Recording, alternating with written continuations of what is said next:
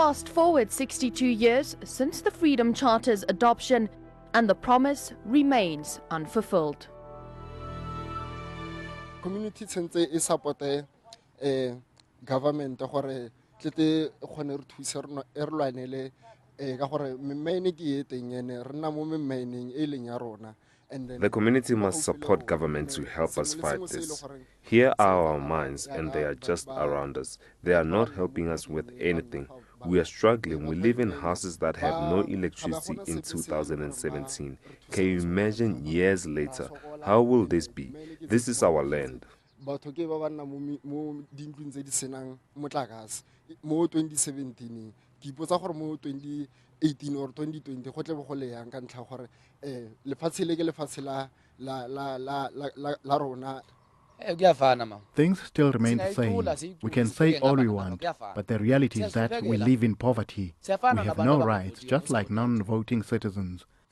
For us to be here, we are fighting for unemployment. We are fighting for poverty and inequality. This mine has been here for more than 30 years. It didn't, for more than 30 years, hire young people from Mabuluka, Litlabile, Mututlung, Rankotia, and everything. All the black people of South Africa, irrespective of whether they are known or unknown, if they qualify, we must give them an opportunity to play in this sector. These minerals belongs to them. Let us share this big cake, all of us. If you look how this 30% is divided again, it's 8% to the workers who are actually mining these minerals. We have got 8% to the communities, which is reasonable because most of these communities where these mining companies are operating, they are very, very poor and very impoverished. There's not any development in terms of investment, of infrastructure. These are the beneficiaries of the very same legislation in this country. You have had the Freedom Charter, which says the minerals beneath the soil must belong to all South Africans. You have had the Constitution. Therefore, the Constitution gives effect to the MPRTA. In 2002, some of them are in the mining sector today because of benefiting in the same legislation. Now they have benefited because they have been co-opted by these few white males into sitting into the chamber. They then object to the very same tool that empowered them. The issue of the mining charter and the mining industry we're dealing with within the broad item of ministers and constituencies they are responsible for, and the importance of dealing with those constituencies, dealing with the relationship with the tensions. The mining charter issue will be dealt with.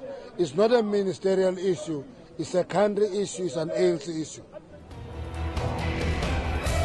The publication of the 2017 Mining Charter went down like a proverbial lead balloon with the mining industry. The first salvo accusing the industry of paying a lip service to transformation is fired in the opening paragraphs. Noticeable improvements in levels of compliance, but still a long way to go for transformation. Most mining companies comply only to protect the license to operate. Limited progress in broad-based black economic empowerment. Trickle flow of benefits should not only service loan but include cash flow to BEE partners. Interests of mine workers, communities held in nebulous trusts. All charter constraints the benefits to intended beneficiaries, causing tensions. And illegal mining. Like myself, illegal mining inside the river. Inside the river, I'm not even using a machine. Machine. We just picking and we get chrome there. But Samango evictile mo. The chrome zarena mo. This pile fella mo. The mining czars were indignant. How could anybody question their commitment? Never mind that the criticism was backed by naked, unfortunate facts. The umbrage caused by a request to top up the black ownership levels by just 4% from 26 to 30% was massive. To an outsider, it may seem disproportionate, but history provides the context. This year marks the 5th anniversary of the Marikana massacre, which led to the deaths of 44 people, including 34 on August the 15th. While wages were cited as the main reason for the unrest, an inquiry found that the tragic events were linked to a critical shortage of decent housing, resulting in a trust deficit with lawmen. But for the Chamber of Mines, which by value represents 90% of South African mining companies, all is well.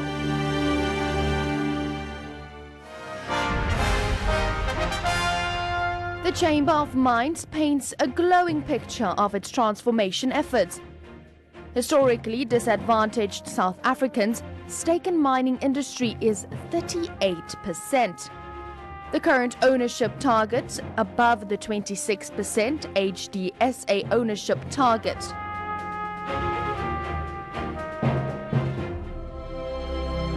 One wonders if the mining industry is compliant, reaching, as it claims, in most sectors above the quotas set in the 2017 Mining Charter. Why has it then rushed to court? After all, how difficult can it be for any company that met 26% required before to add 4% to that? The Charter is a very complex document. It's over 40 pages long, and it looks like nothing I've ever seen before. If you look at the Constitution of America, they put it together over a weekend, and it was pretty simple to follow, and it just concentrated on the basics. If you look at the 10 Commandments, it was put together quite quickly, but it concentrated on the basics. But when you look at this charter, it would take a decade to try and implement one of those pages. And so much of it is contradictory, and so much of it doesn't make sense. It's kind of a wish list put together by quite a few people.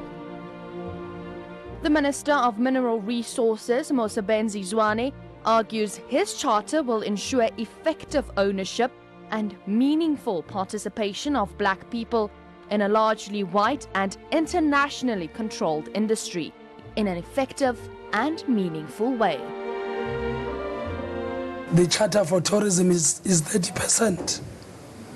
The Charter for Construction, if I'm not mistaken, is also 30%. And they came before this charter. Nobody made noise about them. We have just moved from 26% to 4%.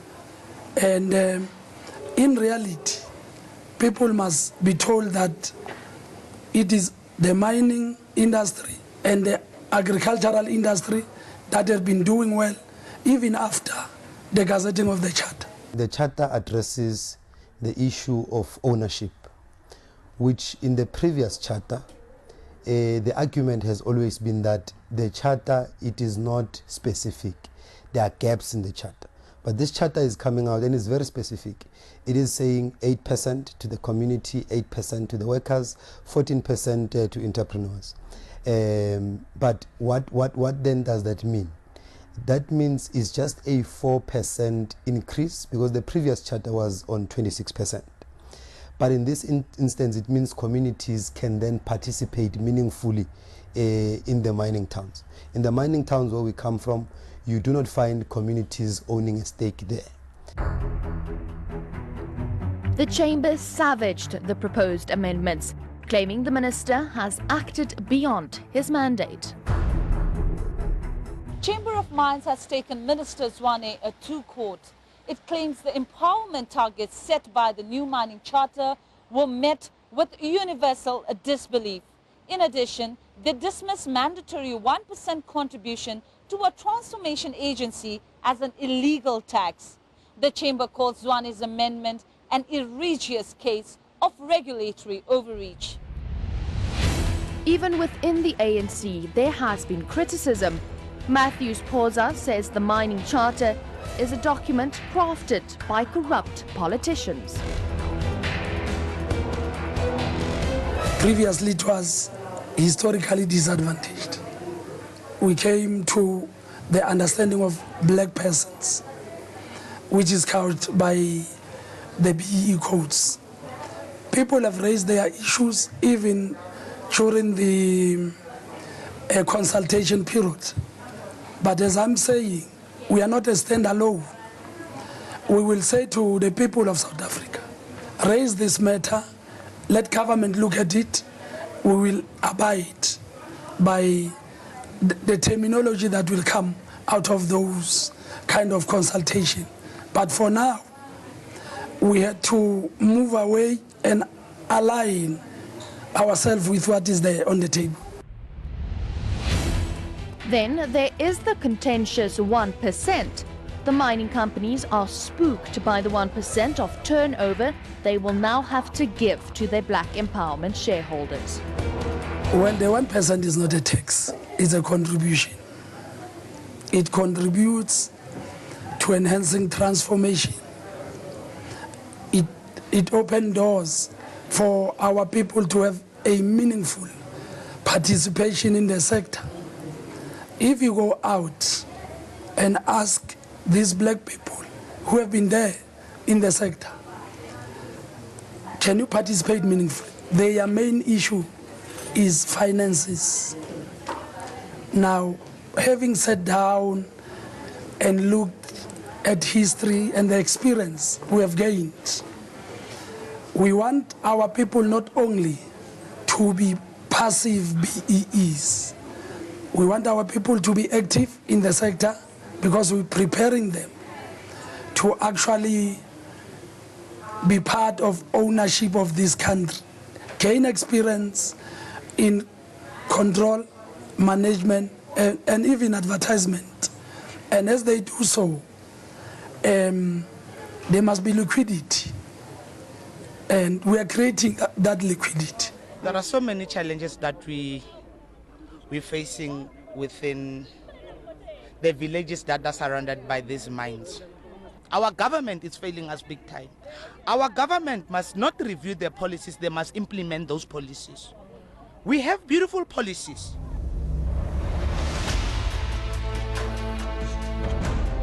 The 1% cut of the turnover of foreign suppliers to domestic miners translates into 5.7 billion rand and can go a long way in developing the so far deprived communities.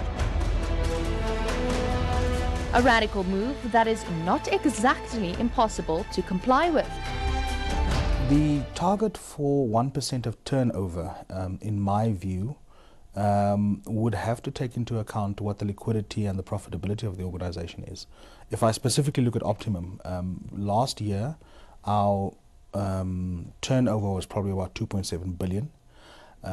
But if one looks at the previous financial year, we made more than that in terms of loss. So, you know, it would be financially unsound to have a fund funded out of the business and the business is loss-making.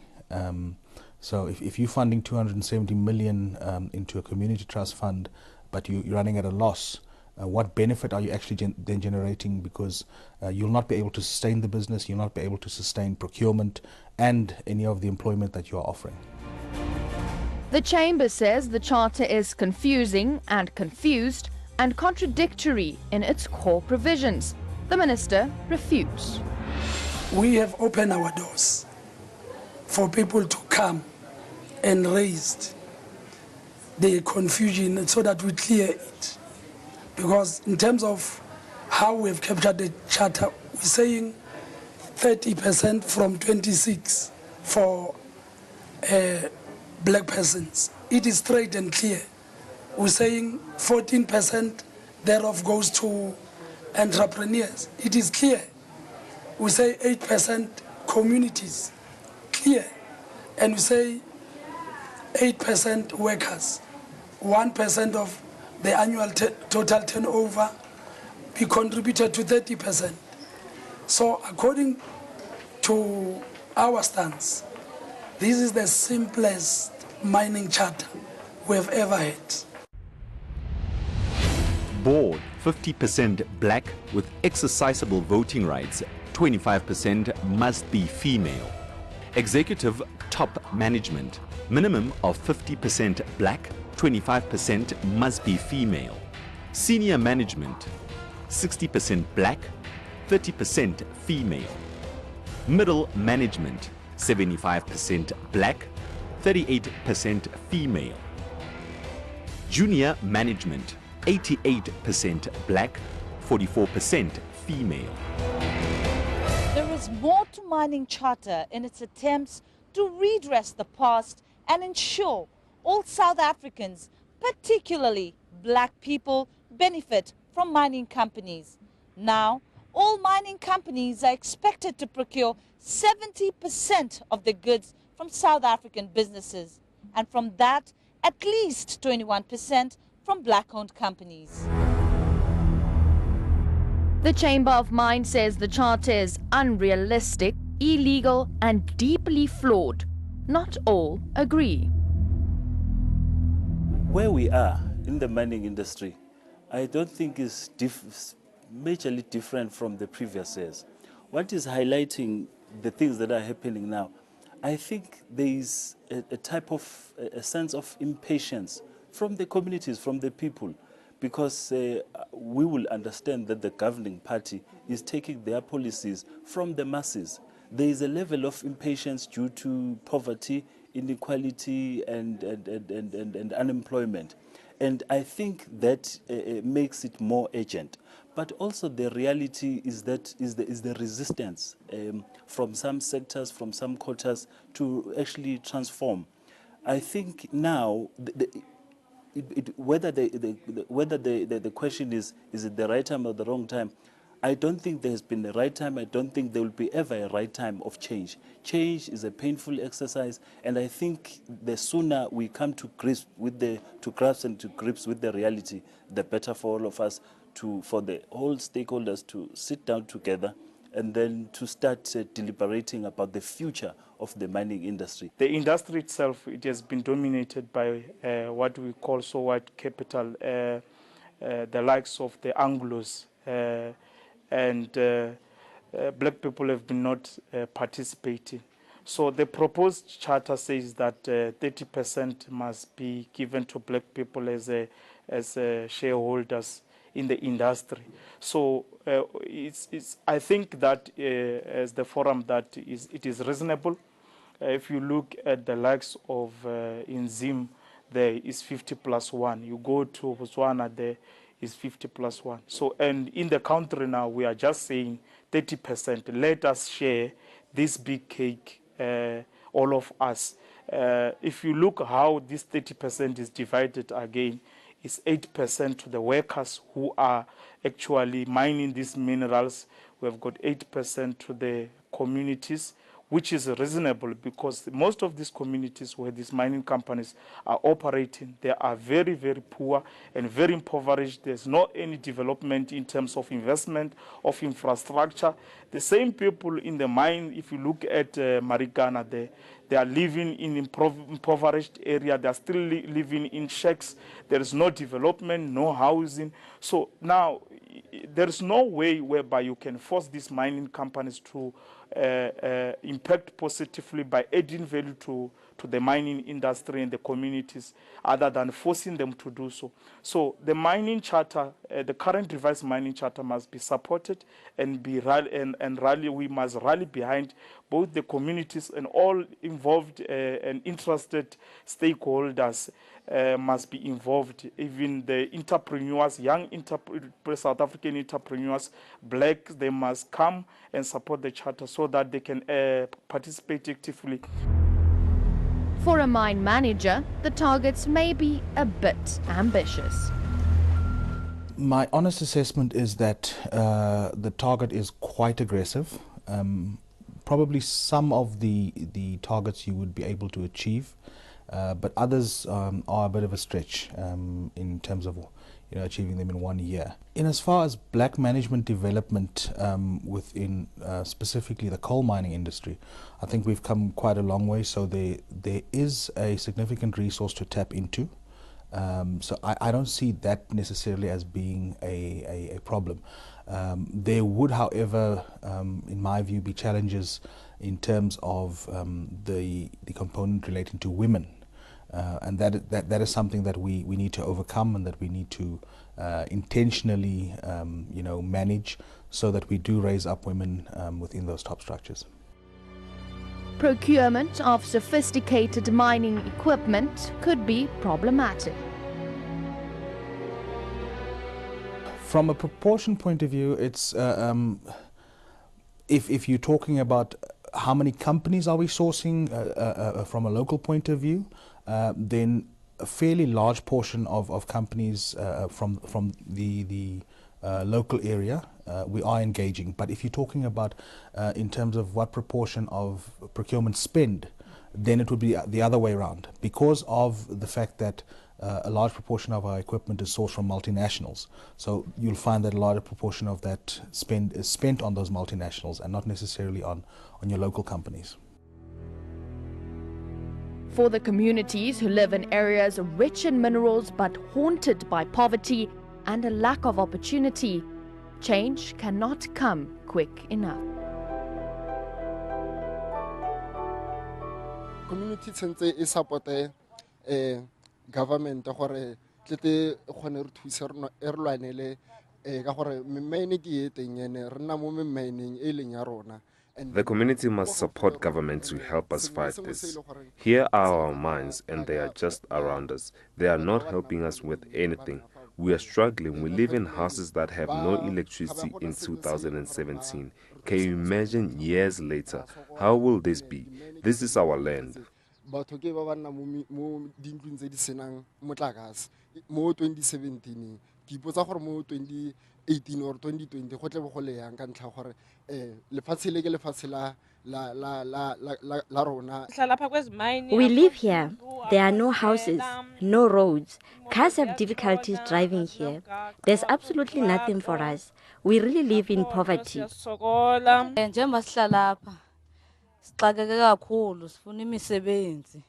We are in trouble. We live here with nothing. We ask the miners to give us jobs. The children here play on streets. There are no schools and crutches. We are struggling.